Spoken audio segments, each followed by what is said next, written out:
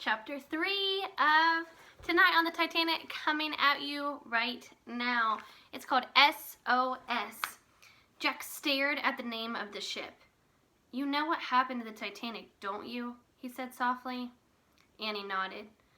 "It hit an iceberg and sank," she said. "But I don't get it. I thought the ship was unsinkable." "That's what people thought when the Titanic was built," said Jack, "but they were wrong."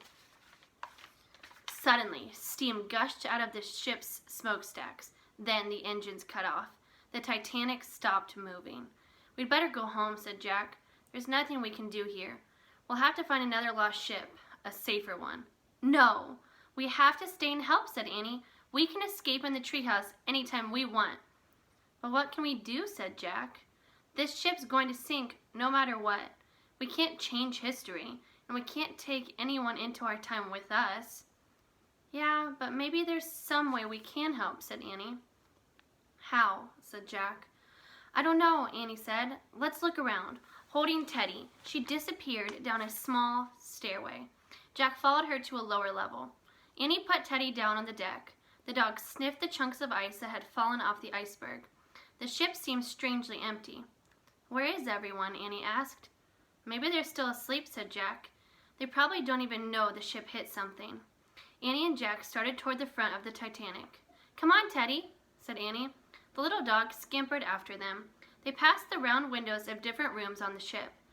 Jack looked through them as they went by. He saw exercise bikes and rowing machines in one room. In another, there were palm trees, bamboo chairs, and tables. Next, they passed a library filled with books.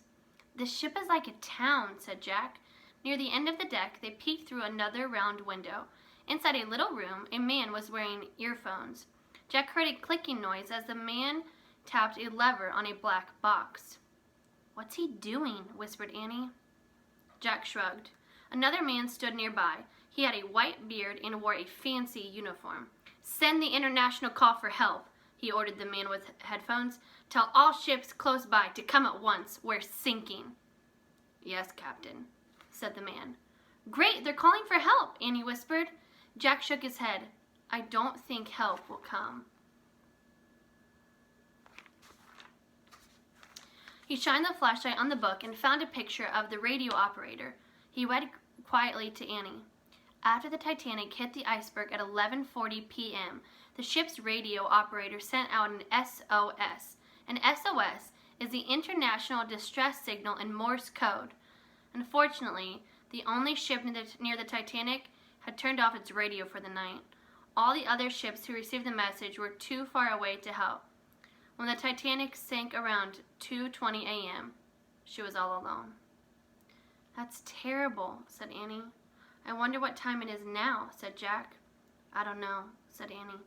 Jack pulled out his notebook and wrote, "SOS sent out. Titanic sinks at 2:20 a.m. "He's leaving," whispered Annie. "Hide," whispered Jack. He and Annie moved quickly into the shadows. The captain stepped out onto the deck. "Tell the men to start loading the lifeboats now," the captain ordered a deckhand. "Yes, Captain," the man answered. The captain and the deckhand left. Annie turned to Jack. "At least that's good," she whispered.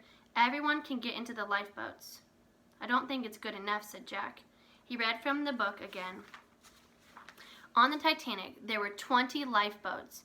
To save all the passengers, the ship needed twice as many, which means it needed about 40. But with all the confusion on board, a number of the lifeboats were not even full when they left the ship. Many third-class passengers did not have a chance to get into any of the lifeboats because they were on the lower decks and didn't know where to go. Jack wrote in his notebook, "Need twice as many lifeboats." "Hey, I know what we can do to help," said Annie. "What?" asked Jack. "We can help someone find the lifeboats," she said. "You're right," said Jack. "With our book, we can find our way to the lower deck." He turned the page to a map of the ship. He and Annie studied it. "We'll start at the grand stairway," said Jack. He traced a path with his finger. "Then we'll go down to the third-class cabins this way." "Good plan," said Annie. Jack looked back through the door. The radio operator was still tapping out the message over and over and over. "SOS," whispered Jack. He took a deep breath. "Okay," he said. "Let's go."